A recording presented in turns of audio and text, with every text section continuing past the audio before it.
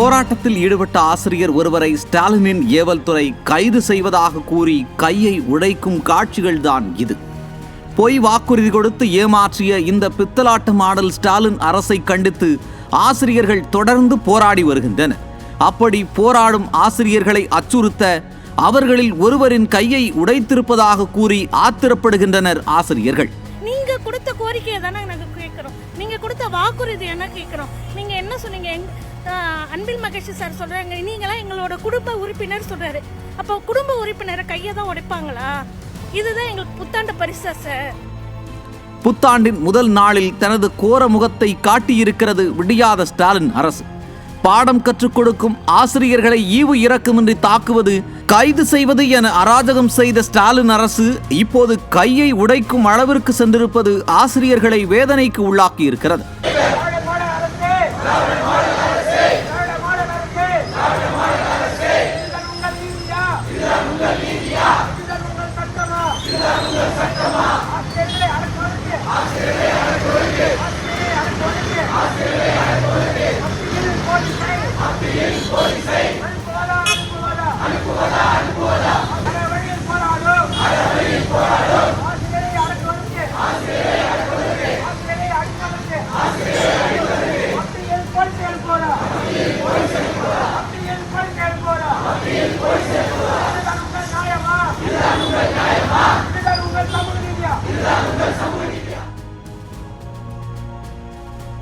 அது மட்டுமல்ல, ஆசிரியர்களின் போராட்டத்தை சீர்குலைக்க பெண் ஆசிரியர்களை ஏவல் துறையினர் ஆபாசமாக பேசுவதாகவும் ஆசிரியர்கள் வேதனை தெரிவிக்கின்றனர்.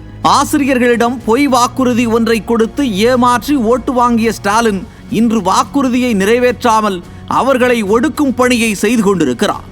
இது ஆசிரியர்கள் மத்தியில் மட்டும் அல்லாது ஒட்டுமொத்த அரசு ஊழியர்களிடமும் கடும் அதிருப்தியையும் அதிர்ச்சியையும் ஏற்படுத்தி உள்ளது.